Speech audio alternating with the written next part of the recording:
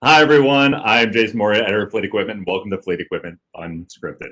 Today, we're talking with Bob Dissinger, Director of Sales for the United States for Kinedyne. Bob, how are you doing? How are you weathering everything? What's going on there on your end? I'm, I'm doing great. Thanks, Jason. Weather's good. I'm here in eastern Pennsylvania and really appreciate having the chance to talk to you today. Yeah, I appreciate you taking the time too. We had gone back and forth, traded some emails talking about cargo securement, right?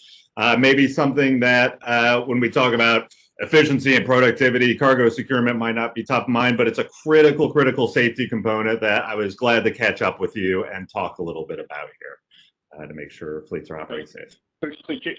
Jason, absolutely. You know, it's interesting. I do a lot of research online, a lot of competition, a lot of cargo securement. And oftentimes it just gets lost in the shuffle. It becomes kind of secondary to the fleet manager. 2016, AAA released a study. It was a 4-year study that identified 200,000 accidents caused by road debris falling off of trucks, cars, 39,000 injuries, and over 500 deaths. Most times the deaths were caused by people trying to swerve around and with bad results.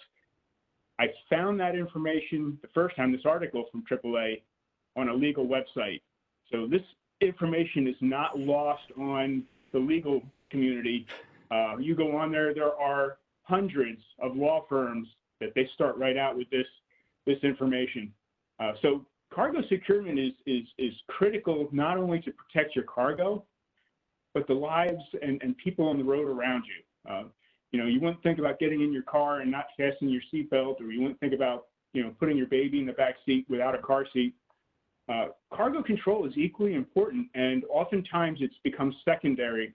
You know, they look at, you know, they'll go out, they'll buy the cheapest product on the market. Well, all products aren't created equal. So you get sometimes what you pay for, and what will end up happening is it'll either wear out or possibly break. And that's what the fleet manager really has to look for when they're buying product. Don't just say, hey, I can get this for 50 cents cheaper or $1 cheaper. We recently just did a test on similar situation. One of our customers suddenly brought someone else's chain in, and they said to, you know, we said, why'd you do this? He said, oh, we saved $3 a chain. I said, all right, so we grabbed a bunch of it and we tested it. 25% failure rate below what it was rated at.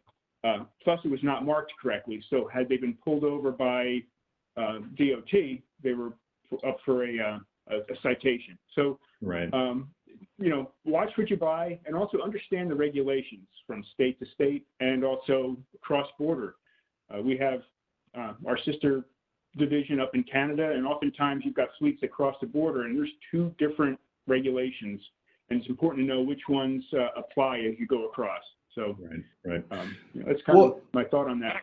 Yeah, no, and it's a great point. I mean, you bring up the legal cost of it, right? Saving a couple of dollars here and there, or you know, with big fleets, scale comes into account, right? You do $3 over 1,000 trucks, and now you're saving real money. However, as you point out, the cost of litigation. I mean, just buying the right product in the first place can help you out. And then on top of that, what I like to get into too is knowing how to use it, right? I mean, I was just on the highway the other day.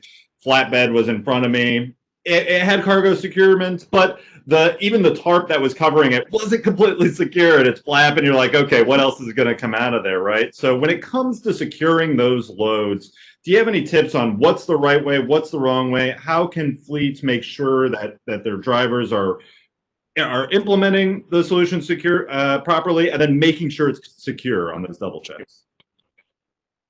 So, yeah, you're right. I mean, there's a lot of, you know, I too see a lot of trucks going down the road, and you just scratch your head on how they secured it.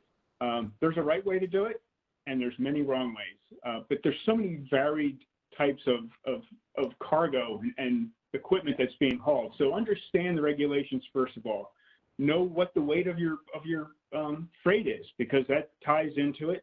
What the length of the freight is, and then you know, finally, if you're not sure, look up or ask. Call up somebody that knows and say, this is the load we're hauling. What do you suggest? And then stop regularly and make sure that you check and tighten the load down. train your employees how to recognize it. You know, it's not always just so cut and dried. Make sure you're using edge protection. Make sure that your tarp is secured. Even when you're not hauling something, all the equipment you use needs to be secured just like it's freight, whether it's folded up tarps, dunnage bags, timbers, even if you're carrying a shovel, that needs to be secured. And often you'll see guys with a small bungee cord or a small tarp tie. That's not securement. Right. You need to secure it, because that's the stuff a lot of times you see on the road. Right. It's kind of secondhand, but also leads to tickets. Right. Because if you get pulled over, you're not hauling a load, you get pulled over and you've got a shovel just sitting in the back of your flat deck, or you've got something laying there, you can get a ticket.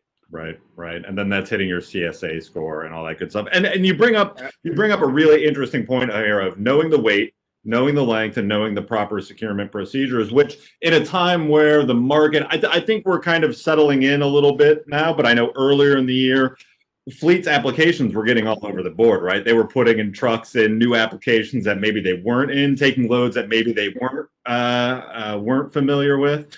So I think your point about reaching out to the right people, right? They're there to help you. If they're taking my calls, you'll answer a customer's call for sure, right?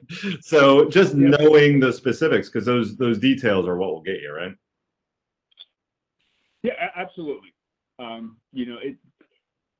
Again, there's so much varied freight out there, and it's not just, we see the freight that's on the back of a flat deck, but let's not forget dry vans too, and even reefers. Right. If it's not secured properly and it ships, and you'll see that oftentimes, a truck will go off an exit ramp or whatever, and that load will shift and over it goes. Or right. I don't know if I've seen trucks going down the road at an angle, and you're like, what happened? Their load all shifted to the right side, and that truck's going down, and at some point they're going to have to pull over somewhere and try to get it resituated.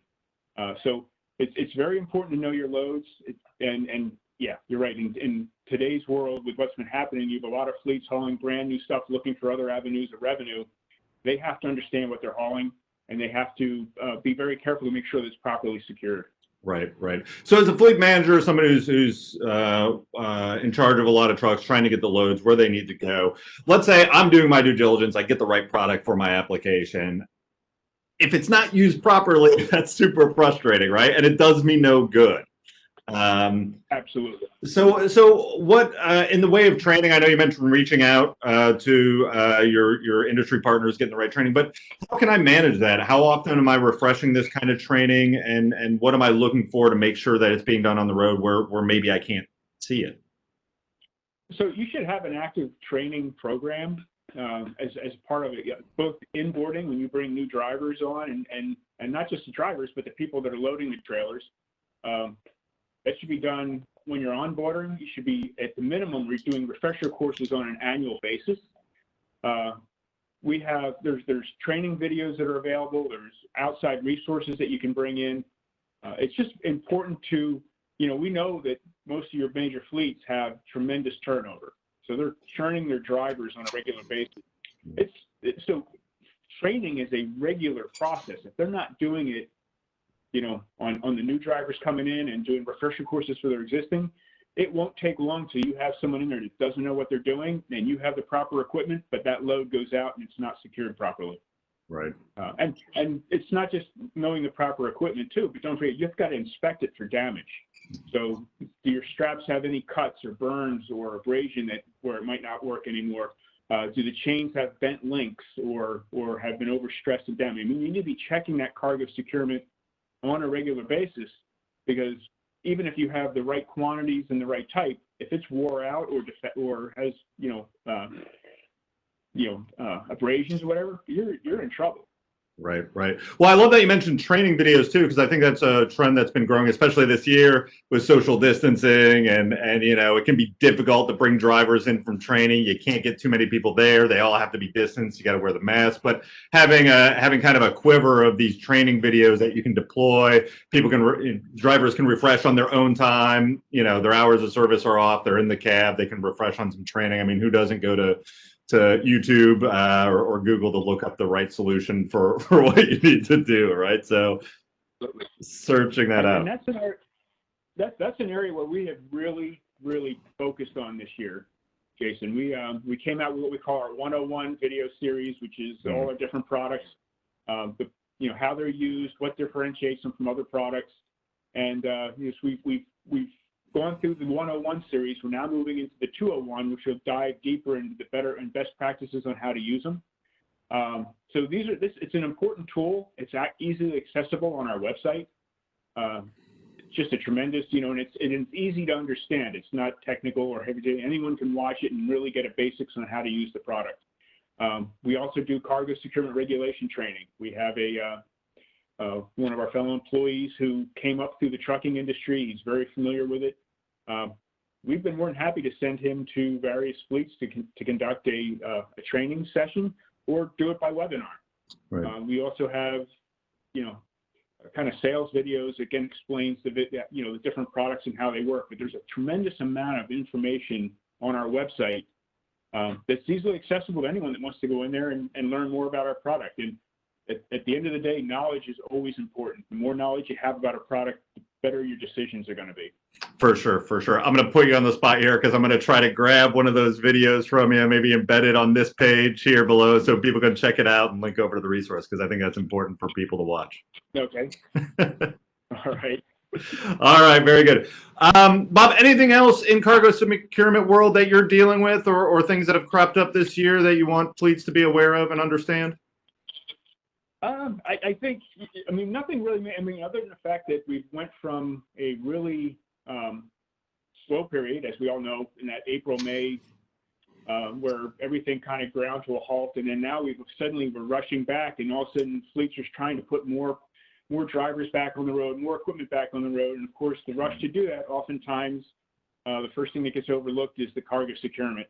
So before you're putting that equipment back on the road, make sure that you're inspecting it, and also make sure you continue to inspect what has been out there before, because the other thing you find is when fleets park equipment like they did briefly and for that 60 days, they stop buying product, right. They cannibalize it from other trailers, and then they're rushing the equipment back in. So it's important. Cargo securement again is not just to protect the load. Obviously, with you avoid freight damage, so fleets want to avoid that extra cost of freight damage, but you're protecting lives, and I just can't reinforce that more. Is from my earlier statement with AAA did that study on there.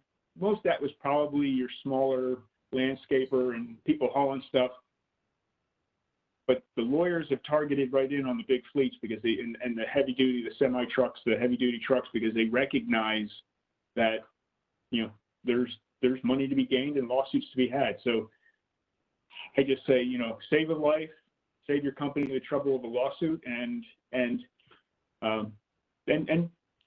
protect your drivers too, because the drivers are also being protected if that load isn't secured properly. Especially things like pipe, heavy objects, they can come forward. Right. And a lot of the new safety technology gets a lot of the limelight, but if you don't have your basics down, none of that will do any good, right? Absolutely. It's something that's often overlooked, and it really should. People need to pay more attention to it because, again, there's a lot of lives on the line. Right. If something comes loose. Right. Well, and the other thing I was going to mention too, you mentioned Class 8 trucks, but we see a lot of readers that run kind of a bevy of class sizes, right? And it's not a one size fits all. The way you're securing it in your van might be different than the way you're securing it in your class, 5, 6 regional truck, right? So know your differences. Absolutely. And it's riding on it for sure. Yeah, and there's different cargo securement for all the different applications. So if you're running multiple styles of equipment, you really have to look at multiple styles of cargo securement. Use the proper cargo securement for a particular application at that time. Bob, thank you so much for taking the time. Stay safe and productive out there, and I'm sure we'll talk to you again soon. Thank you very much, Jason. It's been a pleasure. Certainly enjoyed it, and best to you too. Perfect. Thanks.